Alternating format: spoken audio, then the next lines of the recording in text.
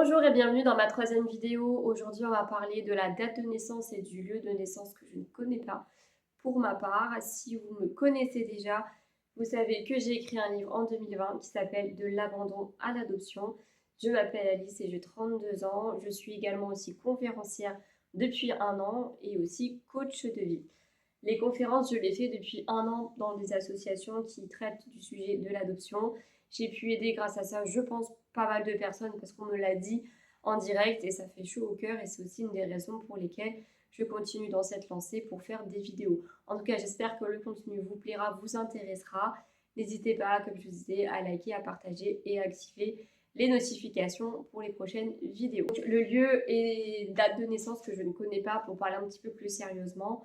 Pour ceux qui ne me connaissent pas, donc j'ai été abandonnée à la naissance quand j'étais petite, enfin à la naissance, donc à quelques jours ou quelques semaines, en fait on ne sait pas. J'ai été abandonnée en Inde, donc à Bombay, j'ai aujourd'hui 32 ans, donc c'était il y a 33 ans, et on ne connaît pas les circonstances de ma naissance parce que j'ai été retrouvée dans la rue avec juste peut-être j'espère un vêtement sur moi ou toute nue, j'en sais même strictement rien là-dessus. Ce sont les autorités indiennes qui m'ont retrouvée et qui m'ont en fait déposée dans un orphelinat. L'orphelinat se situe à Bombay. Je pense quand même qu'entre la taille de la ville, quand même, Bombay c'est très très grand, le lieu où on m'a retrouvée et l'orphelinat, je pense qu'il n'y a pas énormément de distance et je pense que officiellement mon lieu de naissance restera Bombay. Mais par contre, la date, en fait, on ne la connaît pas parce que tout bonnement, on n'a pas, il n'y avait pas un bracelet à mon poignet avec ma date de naissance et mon nom. Non, ça se fait maintenant, ça se fait dans les hôpitaux classiquement, on va dire, mais avant, à l'époque, non, c'était pas du tout comme ça. Donc, au-delà du fait que moi, je me pose toujours la question de pourquoi j'ai été abandonnée, est-ce que j'ai été désirée, qui sont mes parents, qui est ma famille biologique, et toutes ces questions-là que j'aborde dans d'autres vidéos, que je vous détaille un petit peu plus. Ici, on va vraiment parler de la date, vraiment. Qu'est-ce que ça engendre dans ma vie?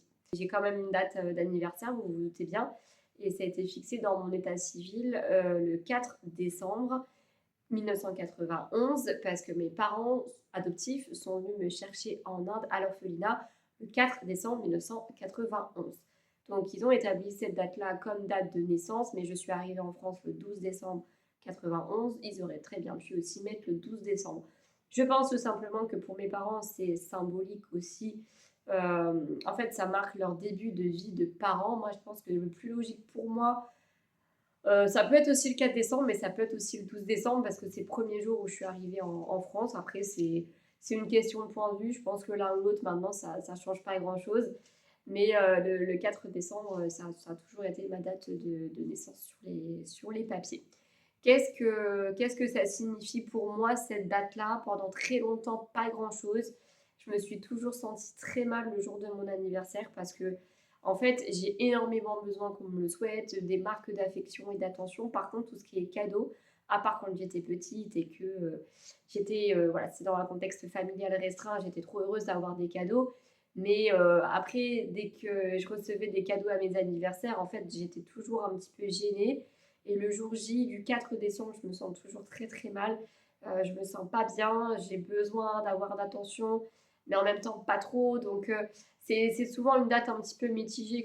Pendant des années, j'étais quand même bien entourée amicalement parlant. Donc je l'ai souvent, je l'ai quasiment toujours fêté. J'ai arrêté de le fêter quand j'ai eu 17 ans parce que ma grand-mère est décédée quand j'en ai eu 16.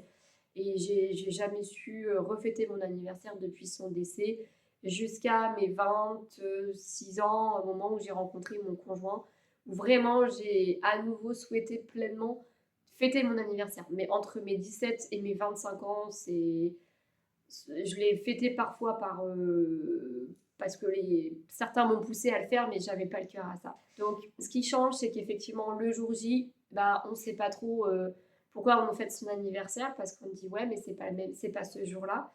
Donc il y a ça qui change. Après, ce qui change aussi, c'est que, alors pas quand on est enfant, mais quand on devient adulte, c'est les anecdotes des autres sur la date de naissance en général. Par exemple, si une fois j'étais dans une entreprise, voilà, il y avait des collègues il y avait l'anniversaire soit d'une collègue, soit du fils ou de l'enfant d'une de mes collègues. Et puis du coup, elles se racontaient leurs anecdotes de grossesse, leurs anecdotes d'accouchement, etc. Et là, j'étais là à me dire, ok, mais moi, en fait, j'ai pas tout ça de la part de ma mère parce que je ne l'ai pas connue, ma mère biologique, j'entends, et je ne l'ai pas connue, donc je ne connais pas comment elle s'est sentie pendant ma grossesse, enfin sa grossesse, comment je suis née, quels ont été les événements, comment s'est passée ma naissance, comment s'est passé les premières heures de vie. Est-ce que, enfin voilà, il y a toutes ces questions-là que je me repose un petit peu tous les ans. Maintenant, c'est un peu différent et je vais vous expliquer par la suite. Mais pendant des années, c'est ça qui m'a un peu chiffonnée parce que j'avais pas ces repères-là et je me sentais triste et exclue de ne pas avoir ces souvenirs-là de la part de ma mère biologique. Voilà, après, est-ce que ça change de ne pas connaître sa date de naissance? Si sur le plan administratif, à chaque fois que vous remplissez des documents, vous savez, pour tout, pour rien, les abonnements anodins jusqu'à des papiers importants. Récemment, ce week-end, on était de mariage et quand on se marie, que ce soit les mariés ou les témoins, on déballe complètement la date de naissance, le lieu de naissance, la profession et le lieu d'habitation. À quel point c'est fou comment on est conditionné par simple date de naissance, lieu de naissance et lieu d'habitation. Donc, bien évidemment que le lieu d'habitation me passe un petit peu au-dessus. Mais la date de naissance et ma ville de naissance, c'est vrai que si un jour je me marie ou même quand on le dit en public, et bah, ça me fait toujours un peu bizarre de me dire que bah, moi je suis née en Inde. Quand j'étais petite, je trouvais ça cool. Je me dis, moi je suis pas née proche de la ville où habitent mes parents. Je suis née en Inde, donc je trouvais que ça faisait cool, ça se démarquait un petit peu en positif. Mais avec les années, c'est un petit peu différent et à chaque fois, je me sens à me justifier sans me justifier parce que personne ne me demande et je pense que ça se voit que je suis indienne, mais c'est vrai qu'il y a toujours les petits questionnements du pays, de la ville, parce que moi, je suis sur une adoption visible, clairement. Mais le lieu, la date de naissance, à chaque fois, on me dit ah oui, bah moi je suis née tel jour, c'est 2 jours après toi, 2 jours avant toi, un mois avant toi, etc. Et dans mon fort intérieur, je me dis oui, mais peut-être que ça se trouve, on est le même jour aussi. Enfin, en fait, je ne saurais jamais exactement le jour précis et ça me perturbe parce que c'est le point de départ d'une vie, la date de naissance, c'est le point de départ d'une vie.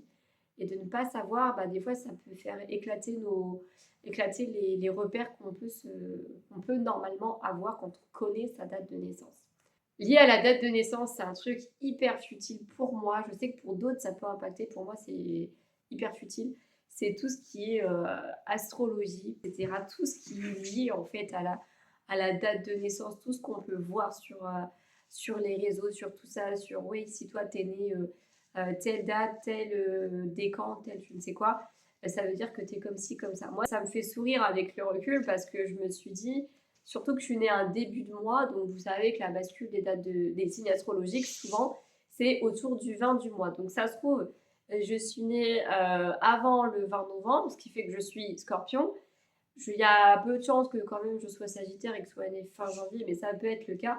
Mais ne serait-ce qu'entre scorpion et sagittaire, bah, il y a 2 signes différents, 2 significations différentes, etc. Donc voilà, c'est un sujet très futile, mais quand j'ai eu l'anecdote en début d'année, quand je travaillais dans une entreprise et qu'il y avait une des employées à la pause qui lisait le journal avec les signes astrologiques, et puis bah, comme j'étais là en intérim, elle me dit, bah, toi, c'est quoi ton signe? Donc je lui dis Sagittaire, mais je lui dis, moi, j'y crois pas parce que de toute façon, je connais pas ma vraie date de naissance. Et là, elle me dit, ah bon et ça s'est suivi des conversations. Donc c'est marrant parce qu'avec un sujet léger, on peut en arriver à des discussions un peu plus profondes et des fois les gens ne savent pas où trop se mettre. Moi, ça ne me dérange pas parce que j'ai avancé sur ce sujet-là et maintenant je suis au clair, ça va à peu près.